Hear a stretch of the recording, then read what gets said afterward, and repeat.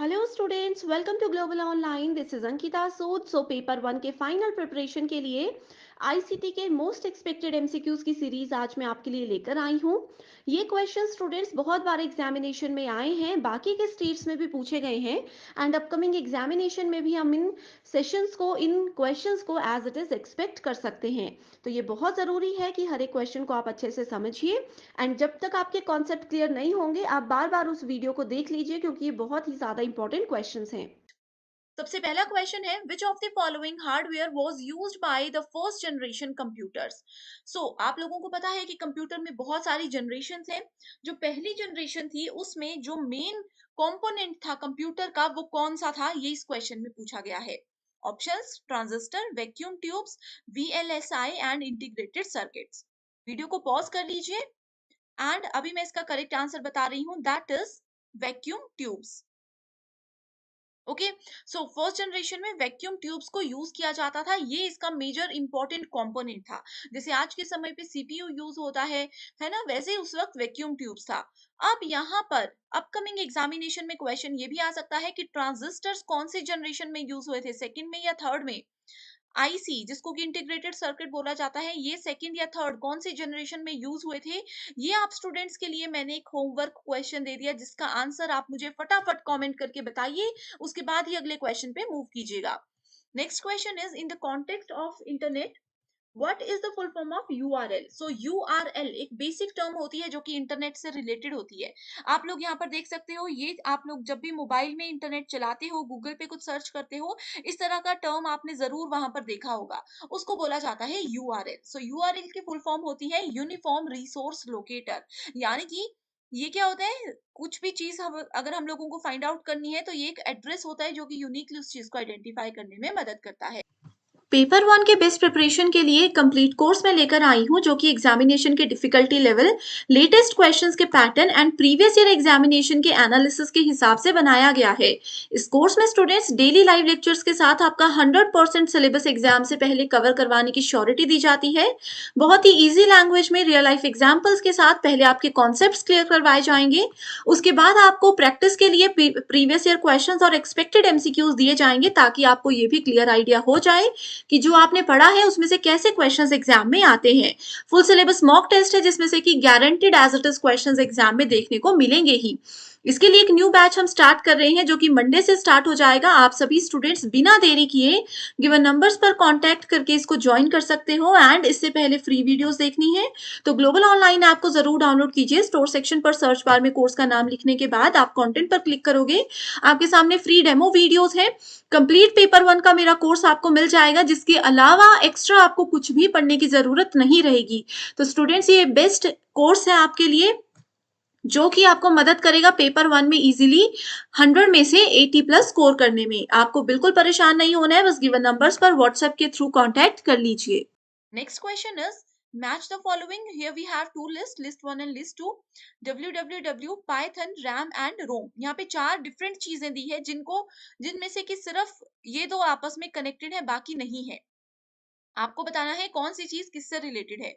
Volatile memory, non volatile memory, world wide web and programming language. बहुत easy question है, थोड़ा सा दिमाग लगाओगे तो आपको पता चलेगा। www का मतलब है वर्ल्ड वाइड वेब, यानी कि ए को जब हम थर्ड के साथ मैच करेंगे तो डायरेक्ट हमारे पास आंसर आ जाएगा ऑप्शन नंबर 4। तो स्टूडेंट्स देखो, इस तरह के जो क्वेश्चंस होते हैं ना, जरूरी नहीं है कि सभी बच्चों को हर एक का मतलब पता हो, हर एक की फुल फॉर्म या मीनिंग पता हो। अगर आपको एक भी क्लियर है, आप अच्छे से उसको समझ सकते हो एंड आपका आंसर बहुत इजीली आपको मिल जाएगा।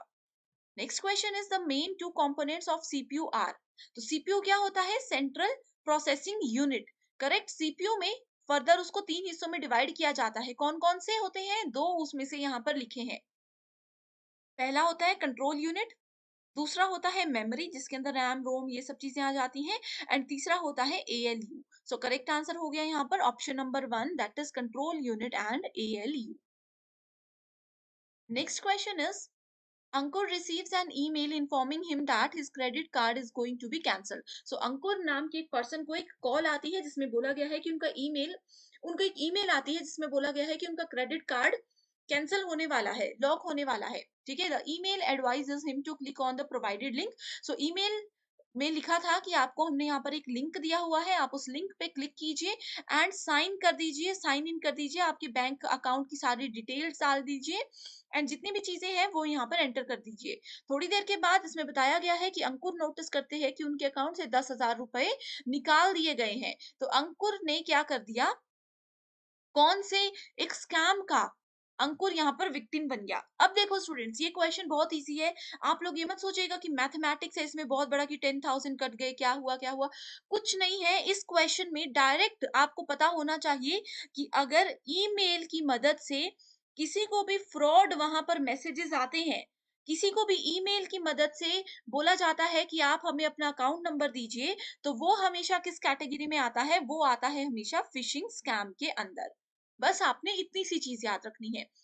ये मैंने क्वेश्चन आपके लिए पूरा पढ़ा, अगर आप पहली बार पढ़ रहे हो, पहली बार इस क्वेश्चन को देख रहे हो। अदरवाइज पहली लाइन से ही आप लोगों को पता चल जाता।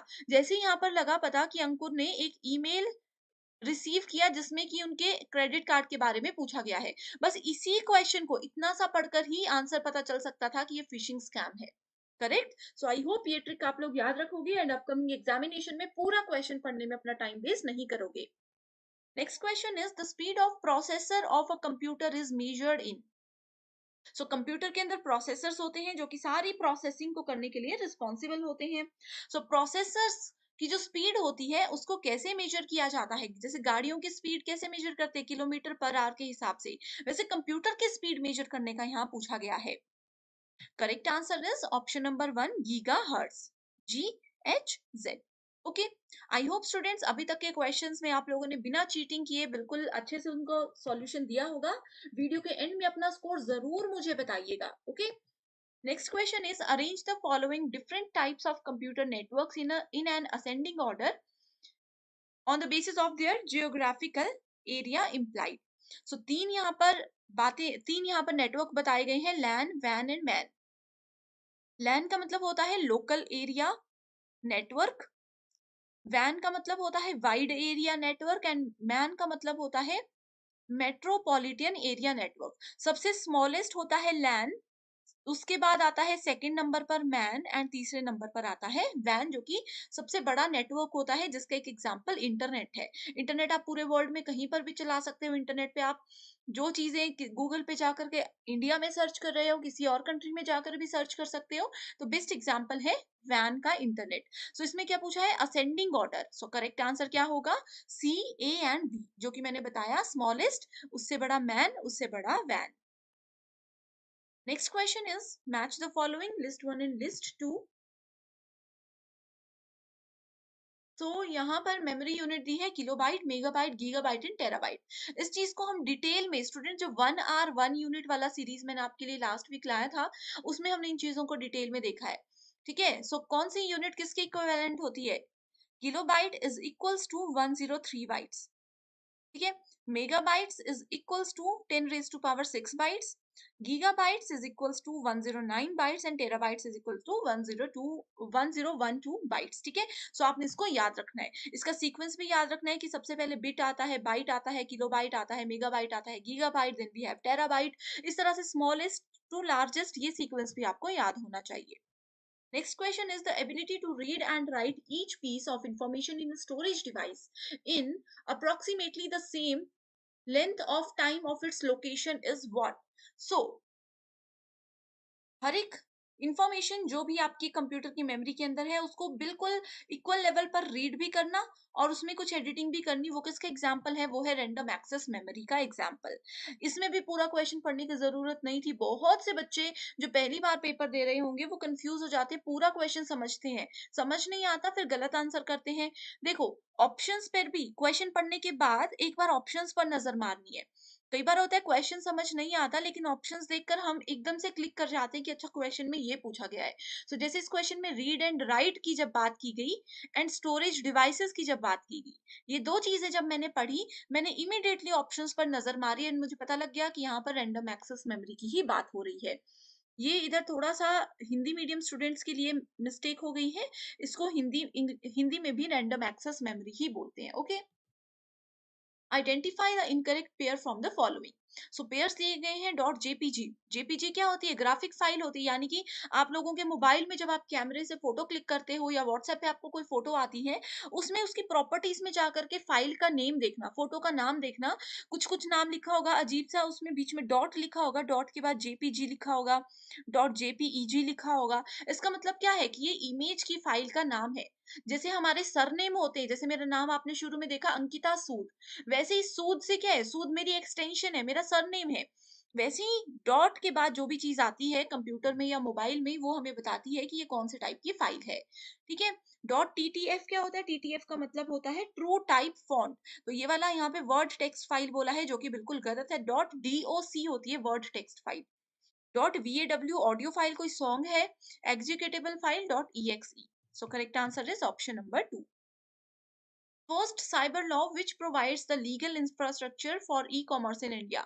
फर्स्ट लॉ जो कि इंटरनेट और इन सब चीजों से रिलेटेड बना हुआ है, सो वो है the Information Technology Act 2000। Next question is a type of memory that holds the computer startup routine। जब हम अपना कंप्यूटर, लैपटॉप या मोबाइल को ऑन करते हैं, तो उस समय पर कौन सी मेमोरी रिस्पॉन्सिबल होती है? सो वो होती है रोम। रोम का मतलब क्या होता है? Read only memory.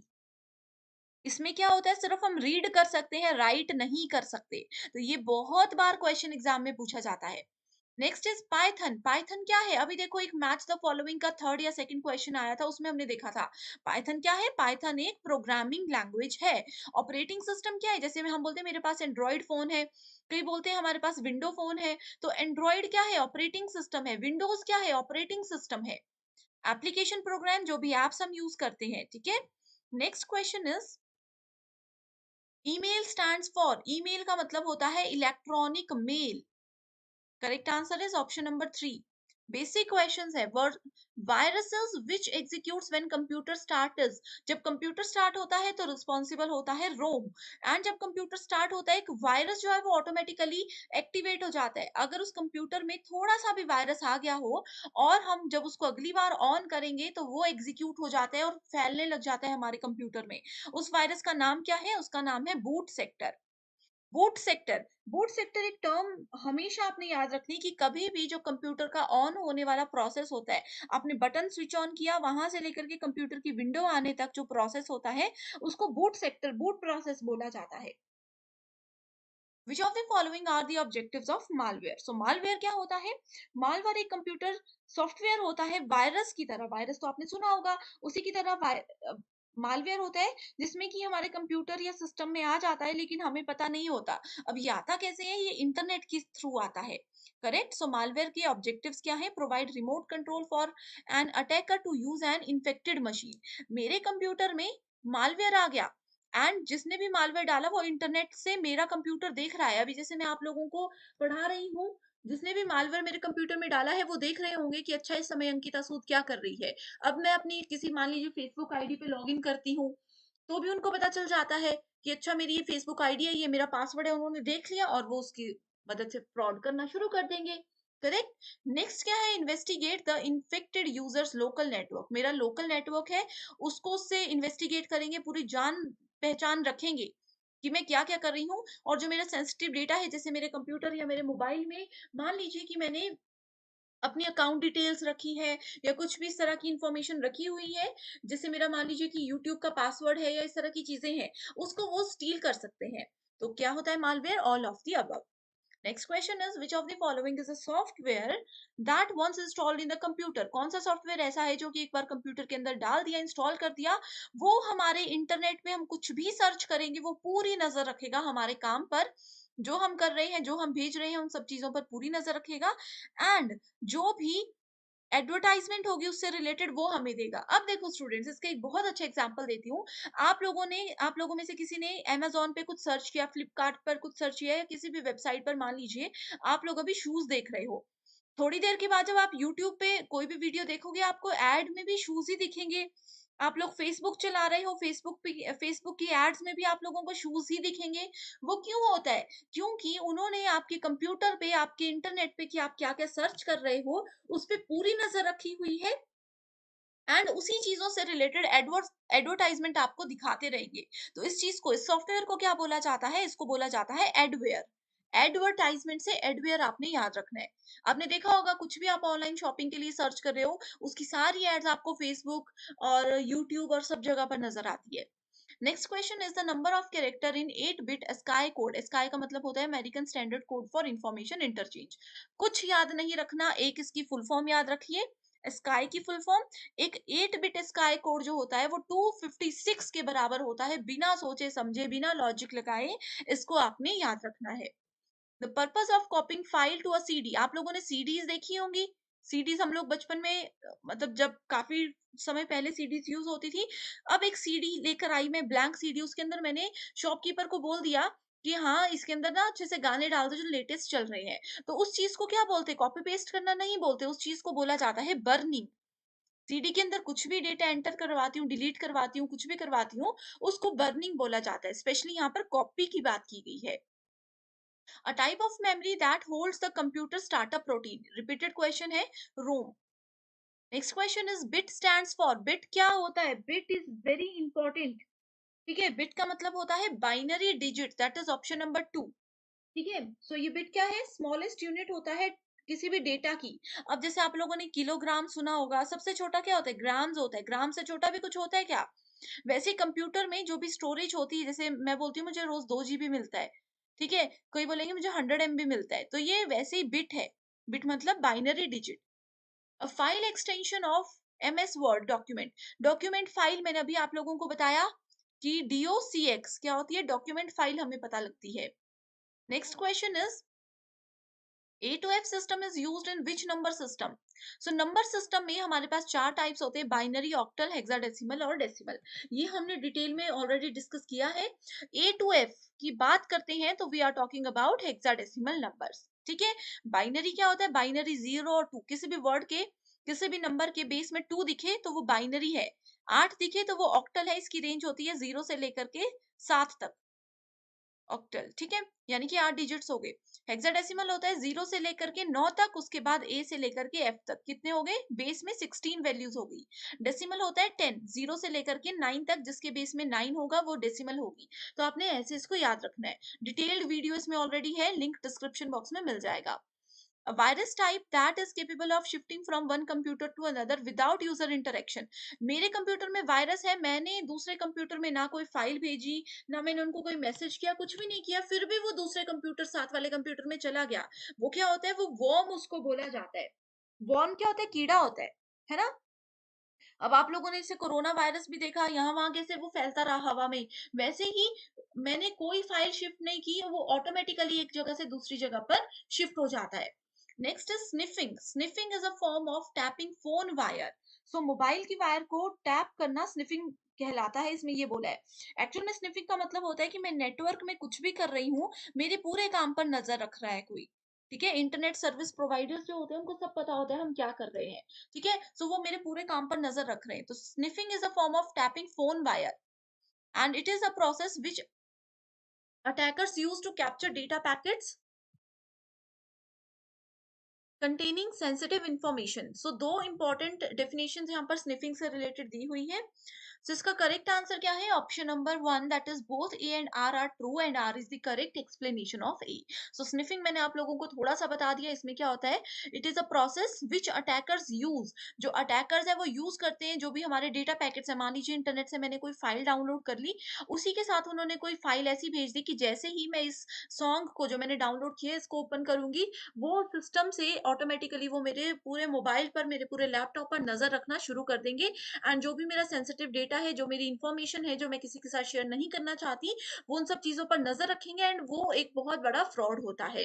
करेक्ट। सो ये थे आज के 25 क्वेश्चंस जो कि अपकमिंग एग्जामिनेशन में एज इट इज जरूर आएंगे। आई होप स्टूडेंट्स आपको जो भी एक्सप्लेनेशन एंड ट्रिक्स मैंने बताई है वो आप अच्छे से समझ गए हो। सो कोई डाउट है तो आप मुझे कमेंट कर सकते हो, किसी पर्टिकुलर टॉपिक पे आपको सेशन चाहिए तो भी मुझे कमेंट कर सकते हो। एंड मोस्ट इंपॉर्टेंट चीज, होमवर्क क्वेश्चन एंड आपका स्कोर ये मुझे अभी फटाफट कमेंट करके आप लोग बता दीजिए। So thank you so much and I wish you all the very best.